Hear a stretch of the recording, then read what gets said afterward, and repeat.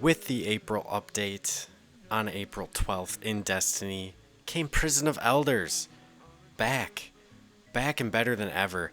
And with that came Challenge of the Elders. That is a new sort of hard mode end game kind of thing. It is 3 rounds. All 3 rounds are boss fights in the prison.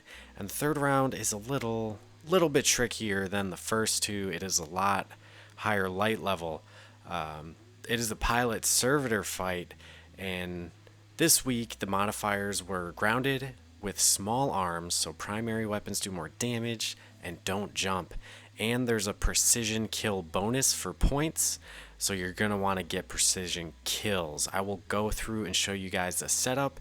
The main thing is the first curse. This thing is a disgusting monster in this boss fight, and I absolutely love it because it's probably my favorite gun. Since I can't buy my Dreg's Promise, I have to wait for it to drop, which makes me sad because I haven't gotten it to drop yet, but I've gotten 2 Lord of Wolves. What up with that? But my class will start with that.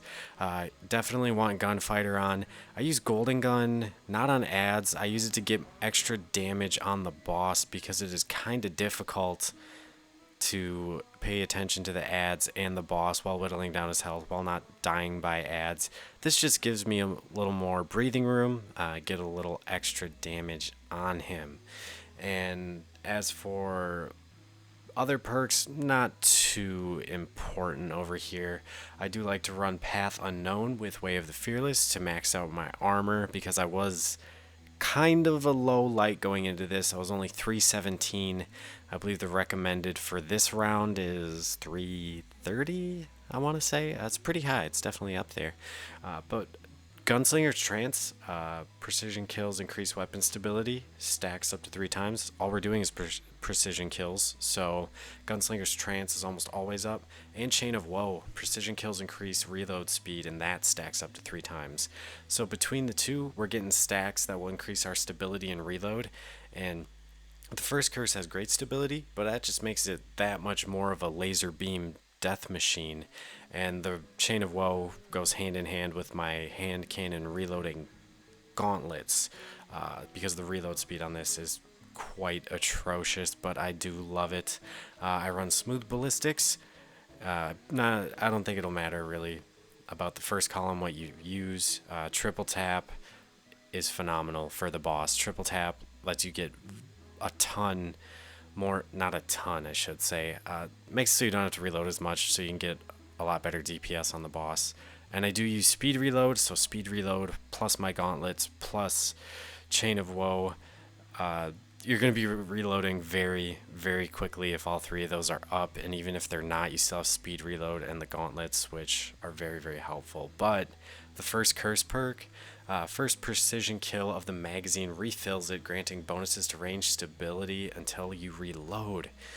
You can be really cheeky with this and put pretty much all of your magazine into the boss and then switch to the ads and pop them in the head and then get all your bullets back so you don't have to reload.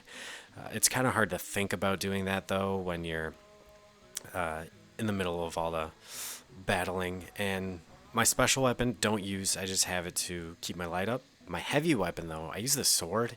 You probably only see me do it once in this gameplay, but the gunslinger lacks mobility. It doesn't have the invisibility like a blade dancer, and it doesn't have shade step or invisibility like the night stalker.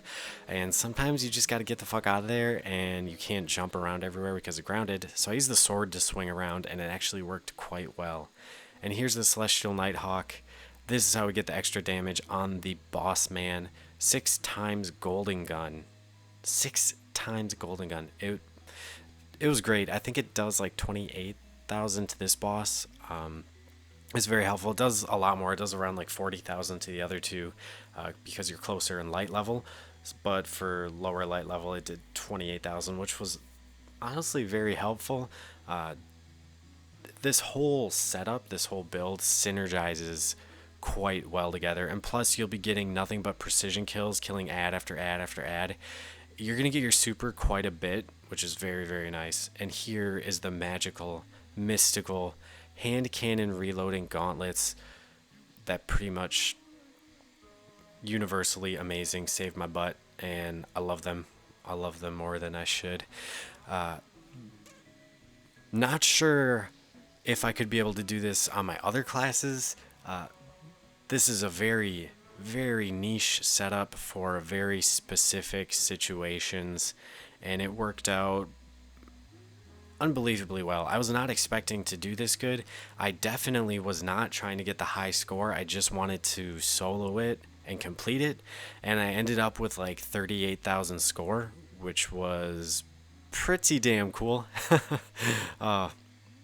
It was fun. I died 7 times, but 6 of those deaths were in this room. It took me a few tries to get it because I was such a low light level. I would make us one stupid mistake, and that was curtains for me. But I hope you guys enjoyed the video. I hope you guys definitely try to solo this. Even if you don't try to solo it, if you're playing with your buds, use the first curse, and it will be a cakewalk. I'll see you in the next video. I know sad souls, darling. All I know are sad souls.